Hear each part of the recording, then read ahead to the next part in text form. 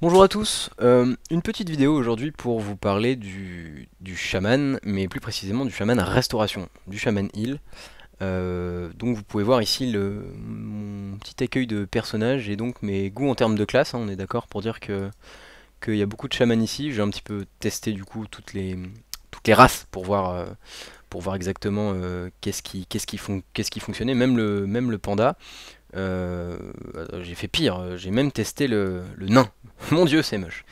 Et pour tester le heal, ça va peut-être surprendre des personnes. Moi, le premier, on va prendre un tauren. Un tauren en stuff que j'ai transmo en stuff PVP pour montrer un petit clin d'œil aux PVPistes parmi vous, pour montrer à quoi va ressembler le stuff PVP du T17, enfin non, de la saison 16 plutôt. Donc voilà. Donc on va prendre un petit tauren et je vais profiter de cette page de chargement très très moche pour vous dire tout simplement pourquoi tauren. C'est pas pour le plaisir de ressembler à un camion poubelle. Non, c'est principalement à cause du racial. Parce qu'à partir de Warlords of Draenor, la meilleure classe pour heal, je pense que c'est plus ou moins indiscutable sur ce point de vue. Que ce soit côté Horde ou côté Alliance, ce sera respectivement le tauren ou le nain. Alors, pourquoi exactement un tauren ou un nain? Parce que ils ont un racial, un de leurs racial qui a été modifié, que je vais vous montrer dans approximativement 3000 secondes s'ils se décident à charger. Voilà. Ils ont un nouveau racial qui s'appelle, il est où? Il est là, qui s'appelle Brown et qui augmente le dégât des crits de 2% et tout simplement le healing de 2%. Donc si vous prenez un tauren, typiquement vous avez 2% de heal en plus par rapport à une autre classe. Euh, en plus de quoi, évidemment, vous avez donc le classique Warstomp, hein, voilà, classique du tauren, que vous retrouverez pas chez le paladin évidemment, mais voilà.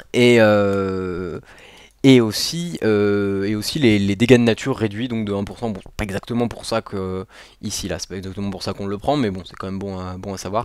Et donc le nain partage exactement ce même racial, c'est-à-dire qu'il a lui aussi le dégât d'écrit augmenté de 2%, ça nous intéresse moins en Airsham, mais c'est quand même un truc à prendre en compte. Et surtout le healing augmenté de 2%. Donc voilà. Sachant que les autres classes n'ont pas spécialement d'attributs de heal en plus, à part peut-être le Draenei avec le Donnenaru, mais ça reste assez marginal. On a vraiment un truc intéressant de ce côté-là. Euh, je vais vous parler. Oh, il y a un autre heal Draenei qui va venir m'emmerder là. Va-t'en, va-t'en. Je vais vous parler donc du Hersham et principalement donc du gameplay.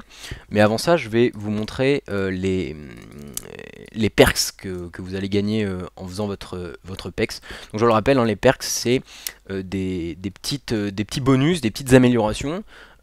Pas si petites que ça en fait, mais quand même, que vous allez gagner au fur et à mesure de votre PEX. Alors ils ont fait un petit peu le tri, ils en ont enlevé récemment, il y en avait beaucoup plus avant, mais là, grosso modo, on a Improv de Chain Lightning, je vous le fais sans l'accent, qui augmente les soins de la chaîne de soins de 50% sur la première cible.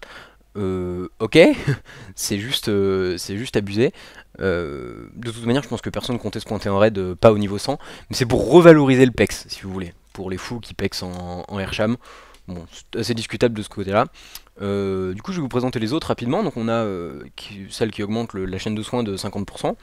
Une preuve de réincarnation, ça augmente les points de vie donc qu'on a quand on hank. D'accord, c'est pas mal. Tous les chamans l'ont celle-là. Hein. Improv de Riptide. Donc ça réduit le cooldown du Riptide de 1. Donc là à l'heure actuelle je vais me target. À l'heure actuelle il est de... Ah oui, j'ai pas de cooldown évidemment, je suis bête, je suis sur High Tide, vous verrez plus tard. On a aussi... Qu'est-ce qu'on a d'autre comme... non, je crois que c'est tout ce qu'on a comme perks. Alors on en avait plus avant, hein, comme je le disais tout à l'heure, mais ils nous les ont un petit peu virés. On a gardé un peu on a gardé un petit peu les classiques. On avait plus avant, il y avait l'Healing Surge qui tapait beaucoup plus fort. On avait aussi la Healing Wave. Bon, c'est parti, peut-être que ça reviendra, la bêta est pas encore finie, on en est au build 188, 543, enfin ça vous évoque pas grand chose, pas grand monde, à part si vous bossez chez Blizzard. Mais voilà, alors j'ai un stuff classique, PVP mais classique, PVP qui ressemble à ça. Voilà, je ne sais pas exactement quelle différence qu'il y a entre ça et celui que j'ai Transmo, qui est aussi disponible chez un marchand. Je pense que ça c'est le stuff bleu, vu qu'il est moche, à mon avis c'est le stuff bleu, et donc ça c'est le stuff, ce sera donc le stuff épique. Alors pas épique mais pas élite, juste épique, je pense que l'élite est jaune de celui-là, mais bon. Au-delà du skin, en termes de stuff, j'ai pas vraiment privilégié une stat en particulier. J'ai un pool de maîtrise qui est assez violent de base, mais ça c'est normal. Mais j'ai essayé d'équilibrer un petit peu toutes les stats parce que c'est assez compliqué aujourd'hui de définir quelle statistique est la meilleure pour le Chamil. Je sais que c'est important pour tout le monde de savoir déjà de pouvoir commencer à préparer son orientation en termes de stats. Malheureusement aujourd'hui c'est très compliqué de savoir ça. Pour la bonne et simple raison que le crit vient de se faire nerf, donc notre passif résurgence a été divisé par 2,5 je crois, ou 3, non 2,5, et il rend donc beaucoup moins de mana. Le principe de la résurgence, c'était que quand un de nos sorts fait un crit, selon le sort, la résurgence nous rend un montant fixe de mana. Donc là en l'occurrence c'était oui 3k5 pour la healing wave et enfin bon, je n'ai plus les chiffres en tête, ça fait trop longtemps que je suis sur la bêta, mais à l'heure actuelle, voilà, c'est 1k3 pour la Healing Wave, 800 pour la Healing Surge, donc la flûte de soin, et 450 pour... non, 800 pour la Healing Surge, le Riptide et le Unleash Life, et 450 pour la chaîne de soins. C'est vraiment pas beaucoup. L'Opti-Crit qui était valable sur Mist of Pandaria, encore que moi j'ai jamais vraiment kiffé, mais l'Opti-Crit qui était valable sur Mist of Pandaria ne l'est absolument plus maintenant. C'est plus du tout rentable d'aller chercher du crit à tout prix, sachant que chaque crit ne va plus vous rendre de la mana. Donc ils ont vraiment voulu break complètement cette opti et essayer de faire, moi je pense, de faire un retour aux sources du heal par rapport à l'esprit. Pour eux, un heal qui full crit pour avoir de la mana, c'est pas dans l'esprit du heal. Un heal c'est censé avoir de l'esprit. Donc du coup, aujourd'hui, voilà, on est un petit peu obligé de se tourner vers cette statistique-là, je pense, pour tenir en raid, pour pouvoir assumer de continuer à taper du heal sur un fight de 8 ou 10 minutes. Aujourd'hui, on doit vraiment compter sur notre esprit, surtout qu'on s'est fait sucrer notre mana tide. Donc voilà, il n'y a plus de régène aujourd'hui, beaucoup moins importante que celle de Mist of Pandaria. Notre pool de 160k mana, c'est 160k mana, point. Il n'y a pas vraiment de moyen de bypass ce truc. Et donc du coup, je pense que la hâte et la maîtrise se valent, surtout en début d'extension où on a vraiment peu de hâte, que nos sorts se castent assez lentement, qu'on n'a pas de tic, qu'on n'a rien, c'est compliqué. Et la maîtrise en début d'extension où évidemment les gens sont moins au courant des kappas, prennent plus de kappas, ils ont moins de stuff, ça fait plus mal. Et évidemment dès que le raid est bas life, là c'est notre symphonie, on peut y aller. Du coup pour moi la hâte et la maîtrise se valent un petit peu. La multistrike était très intéressante en début d'extension, encore une fois quand il y avait une résurgence intéressante, puisque chaque multistrike pouvant crit, faire un sort c'était se laisser la possibilité d'en avoir 3 pour le prix d'un, et donc 3 crits pour le prix d'un, sachant que le crit rendu par la résurgence c'est une valeur fixe, c'est-à-dire que peu importe qu'on fasse une healing wave à 2 millions de heal ou à 2 de heal, si elle crit, il nous sera rendu un pool fixe de mana. Du coup, la multistrike était très intéressante quand on avait une résurgence de ouf. Maintenant que notre résurgence l'est un petit peu moins, clairement elle a été divisée par 3 aussi. Le multistrike pour multistrike, j'ai de gros doutes là-dessus, puisque pour la même raison que l'insigne bruni de Nazgrim à l'heure actuelle et pas hyper worse, c'est que quand on fait un sort, en général en heal, on calcule le montant de points de vie rendu par rapport au montant de points de vie perdu par la cible. C'est-à-dire que si je fais une heal wave qui va tick à 25k, je pense, 64, ok évidemment j'écris, c'est juste pour me faire chier ça, une healing wave donc à 31k, Je sais que ma Healing Wave va faire 31k, je compte pas sur la multistrike pour remonter plus que la Healing Wave. Là, typiquement, j'ai 10% de multistrike, il n'y a pas d'intérêt de compter, de dire, et si j'ai de la chance, je multistrike, peut-être que ça fera plus. Voilà. Ma Healing Wave fait 30k, la cible a perdu 30k, je fais une Healing Wave. C'est comme ça que fonctionne la mécanique, je veux dire, l'esprit du heal. Du coup, il n'y a pas d'intérêt de full multistrike pour essayer d'en avoir plus, de gratter un petit peu plus. Pour moi, ça amène à beaucoup d'overheal à mon avis. Donc je suis pas spécialement fan de la multistrike, tout peut encore changer, et évidemment il y a beaucoup d'avis qui sont pas forcément... beaucoup de gens qui sont pas forcément de mon avis, tout se discute, surtout en début d'extension, où il faut quasiment une opti par boss, une opti par assigne, une opti par moment du fight presque, c'est très très complexe, c'est très très pointu, je pense pas qu'on puisse dire Shamil, telle classe, telle race, tel opti, point barre, jusqu'à la fin de WOD, c'est comme ça, c'est gravé dans la pierre. Je pense que c'est un petit peu plus compliqué que ça. À l'heure actuelle, je reviens sur ce que je disais tout à l'heure, je conseille clairement de full esprit, parce que ça va faire tout drôle à beaucoup de gens au début d'extension, de pas avoir d'esprit, et j'entends souvent en raid des gens qui disent oups, j'ai plus de barre, comment je fais pour remonter? Oui, là ça devient un petit peu compliqué. Pour moi, l'esprit, ça me paraît être un bon compromis. Laisser un petit peu le crit de côté, laisser la multistrike de côté pour l'instant, de l'esprit, de la mastery, de la hâte en troisième option. Pour moi, ça me paraît être la meilleure solution pour l'instant. J'ai pas parlé de la versatility, mais elle augmente clairement nos dégâts, nos soins prodigués de 1% par pourcent de versatility. Pour moi c'est la stat de fin d'extension ça. Quand on sera full stat, qu'on n'aura pas de souci d'esprit, que la mastery ça suffit, que c'est bon, et que voilà, je pense que full versatility ça peut être une option hyper viable. Alors je vais aller là-bas parce qu'il y a le Draenei là qui a décidé de se mettre sur mon spot. Je vais me buff avec ces petits sauts là qui me mettent full buff, et une bouffe intel, une potion intel et une bouffe mastery. Et je vais prendre ce petit pack de healing de mise, et on va parler maintenant du gameplay, parce que les stats ça va 5 minutes, surtout en vocal.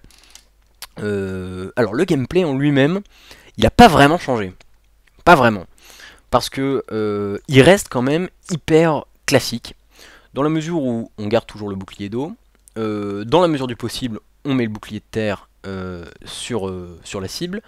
On essaye de maintenir un remous sur cette cible là. Bon là il y a toutes mes petites auras qui s'allument. Très important les auras, je reviendrai tout à l'heure. On spam la chaîne de soins pour heal donc la cible et les cibles à côté là-bas, bon, que je vais pas target pour l'instant. Et on continue de heal entre la surge et l'healing wave. Voilà, il n'y a pas vraiment de changement là-dessus. L'ascendance continue de faire son job.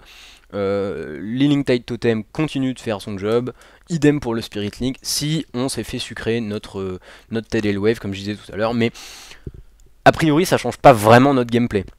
Il faut continuer de poser le Healing Stream Totem, qui est quand même très moche en Tauren, hein. Mon dieu les gars, comment vous faites pour jouer Tauren? Vous continuez de poser le Healing Stream Totem, vous continuez de maintenir votre mou sur le plus de cibles possible en fonction de votre chaîne de soins, les dégâts qu'il prend, etc. Et voilà, pas de changement de ce côté-là. Par contre, on va parler un petit peu des talents du niveau 100, et là, ça change tout. Alors, je laisse volontairement de côté le Storm Elemental Totem, puisque il fait vaguement du heal avec 5 minutes de cooldown. C'est quasiment une injure pour la communauté des chamans de nous avoir pondu un truc pareil. C'est absolument ridicule, c'est 0,7% de notre heal, enfin c'est... laissez tomber. Ils ont promis qu'ils allaient nous le buff, genre vraiment. J'attends de voir, peut-être que ce sera l'occasion de faire un autre article, une autre vidéo, peu importe. On verra à ce moment-là, pour l'instant ça vaut pas grand-chose. Et je laisse aussi de côté le Cloudburst Totem, qui agit comme la SS d'un prêtre, j'en ai déjà parlé dans un autre article sur les talents du niveau 100, et qui stocke le heal que je fais. Alors il le stocke pas vraiment, il le copie, c'est-à-dire que le heal part, je vais vous montrer, voilà, hop, je vais le mettre dans mes barres, parce que pour l'instant je l'ai pas, je vais le mettre là. Vous allez voir, c'est facile. Je vais me mettre en multi... Non, en mono c'est bien. Alors, donc je vais heal une personne avec une healing wave, ou non, plutôt avec une surge, parce que la healing wave c'est un peu chiant. Voilà, 45k, 45k, bon évidemment je crit, ça me donne tort, c'est très bien, j'adore ça, 45k, bon bref, vous avez compris, ma surge fait 45k. Donc je vais donc le heal et poser un clou de burst totem, vous allez voir, hop, avec un petit skin sympa. Et donc je vais continuer de le heal, vous allez voir, ça le heal, les heals partent, tout va bien, tout se passe comme il faut. Voilà, donc je continue de heal mon mec. Et pendant ce temps-là, il reste 4 secondes, il a tout copié ce que j'ai fait, et au bout de 4 secondes, j'arrête de heal, il explose, et paf, il heal toutes les personnes autour de moi, avec tout l'heal que j'ai fait. Là vous voyez qu'il a fait 89k en 15 hits. Donc il a heal un petit peu toutes les personnes autour. Alors évidemment il heal pas 100%, hein, c'est 21% de mon healing down. Mais là j'ai très peu spam, j'étais sur une seule cible. Évidemment j'étais tout seul. Lui ce qu'il fait c'est 21% de tout le healing down du raid à ce moment là. Donc imaginez, j'ai quasiment dit ça mot pour mot sur l'article des talents niveau 100 que je vous invite à relire si jamais vous voulez plus de détails. Un druide pète une tranquille, vous posez ce totem, vous lui volez 21% de sa tranquille. C'est assez intéressant. Il y a des petites nuances à apporter, mais encore une fois, dans l'article je le fais très bien, je vais pas revenir dessus.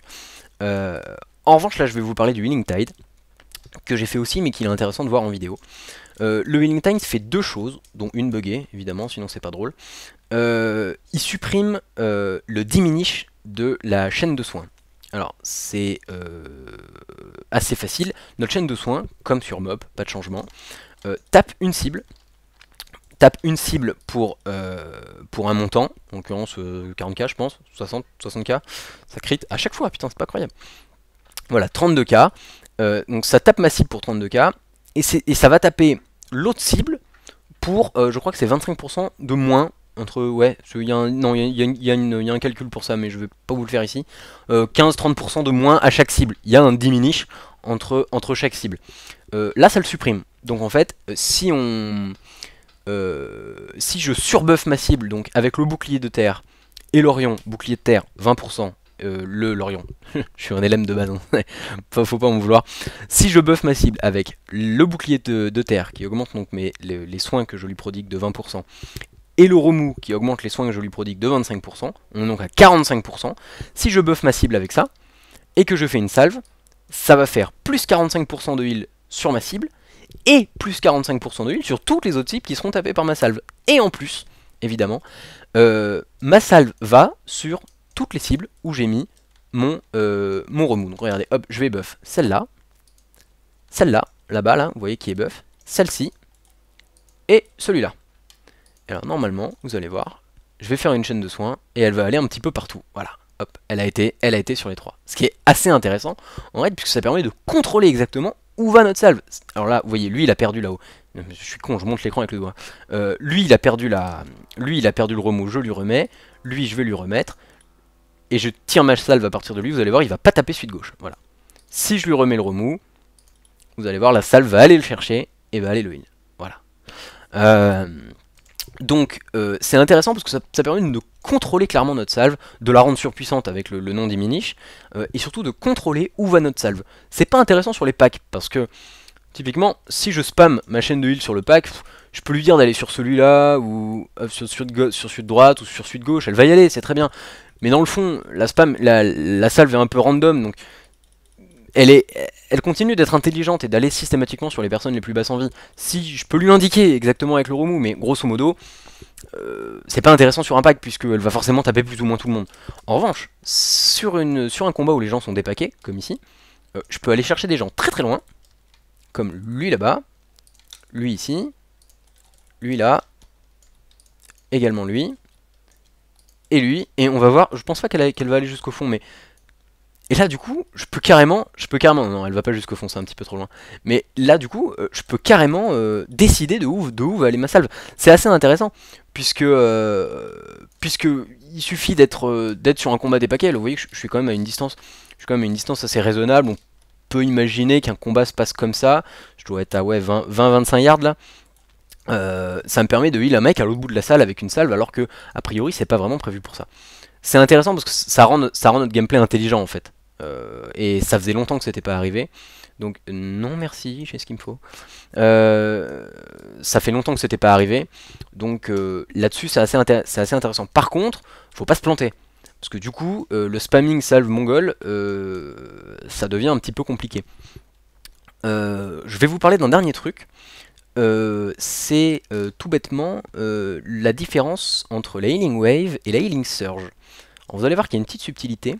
C'est qu'en termes de ratio, pour l'instant, je dis bien pour l'instant, il y a moyen que ça change, mais la Healing Wave et la Healing Surge sont complètement pétés. Je vous montre. Là, je vais faire une Healing Wave sur ce mec qui va crit avec la chance que j'ai. Même pas, voilà. Qui fait donc 45k. Donc, il a le bouclier de foudre, le bouclier de terre. Elle fait 45k. Tout va bien. Maintenant, je vais faire une Healing Surge. Voilà. Et vous allez voir que ça fait 45k. Alors là, elle vient de multistrike, mais ça fait 45k aussi. Seulement, c'est pas du tout le même coup en mana. Celle-ci, elle vaut 6k6, et celle-là, elle vaut 3k3.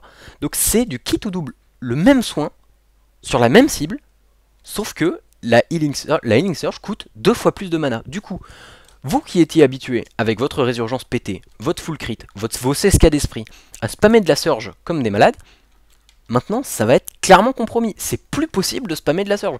Si je spamme de la surge, en 5 minutes de fight, je vais être complètement oum. Et là j'ai un proc esprit là, mais que je vais shooter, hop là, vous voyez. Je vais être complètement oum. Regardez, je vide ma mana à une vitesse absolument incroyable. Et pour un heal pas si conséquent que ça. Les 2 pièces sont sorties il y a pas longtemps. Je pense que ça va venir s'ajouter à la mécanique du chaman resto, de la gestion qu'on faisait pas vraiment, enfin, que beaucoup de gens ne faisaient pas, de la gestion du Tidal Wave. Le Tidal Wave, il réduit mon cast time de la Healing Wave de 20%, et il augmente mes chances de crit de la Surge de 30%. Qu'est-ce que ça veut dire? Ça veut dire que si je veux utiliser ma Healing Wave en filler, eh ben je vais tout simplement l'utiliser sur un Tidal Wave. Et c'est quasiment équivalent avec une Surge qui n'est pas utilisée avec un Tidal Wave. Vous comprenez?